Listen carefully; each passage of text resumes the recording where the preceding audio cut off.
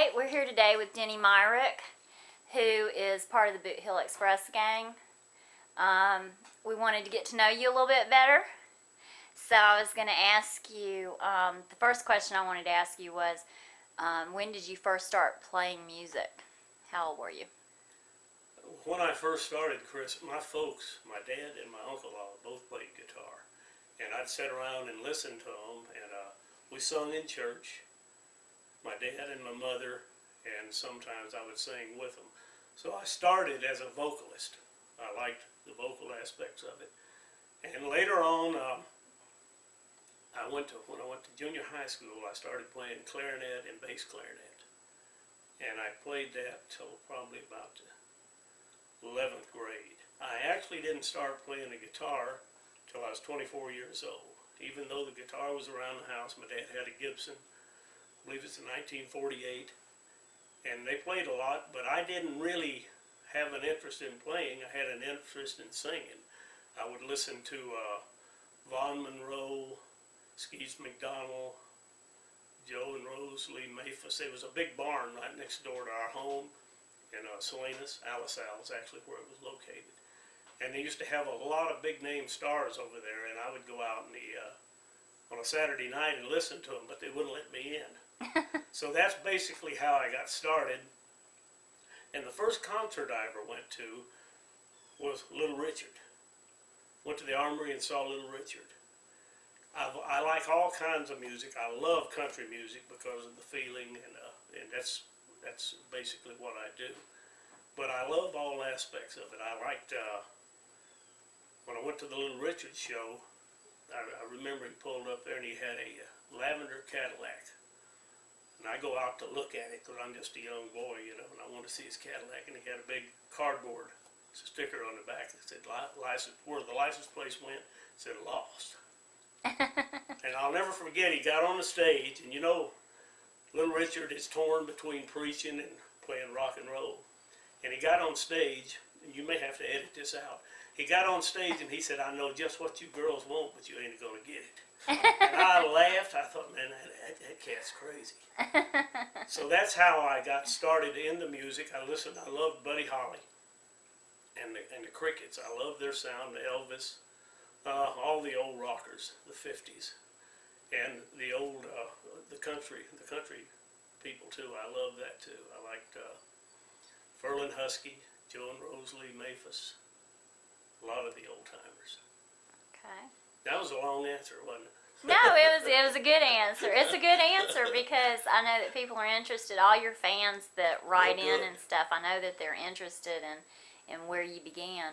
My next question would be actually who inspired you to, just name one or two people who truly inspired you to do what you do.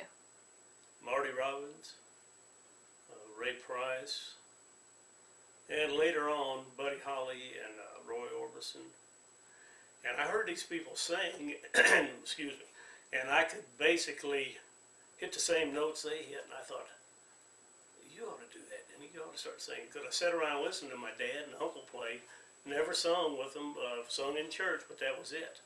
So those are the people that inspired me. I liked, later on, Merle Haggard.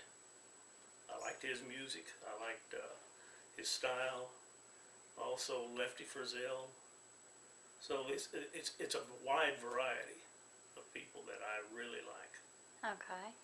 And I see by the notes that we've got that you were 24 before you ever really started singing. Correct. That's correct. And you moved to Nashville in 1967?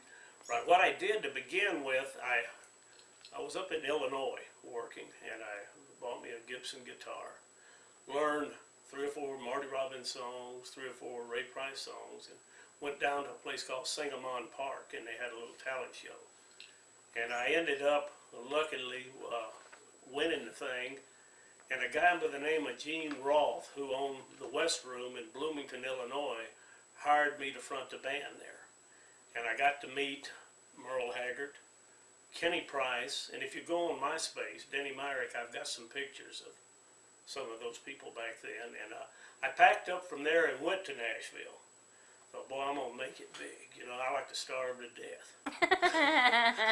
So I left Nashville and went back. I did do a few things. I played there in a couple of clubs.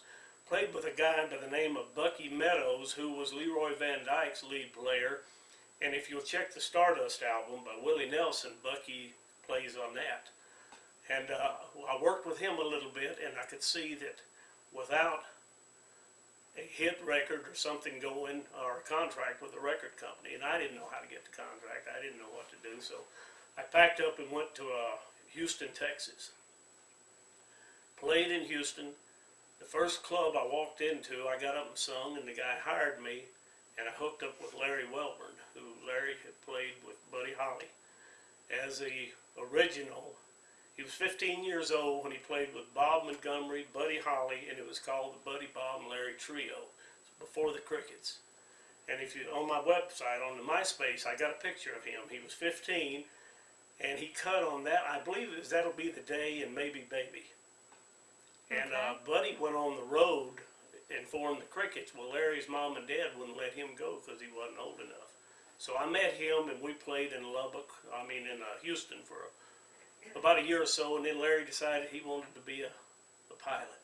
So he goes and solos, and he moves to Dallas. I come back to Nashville.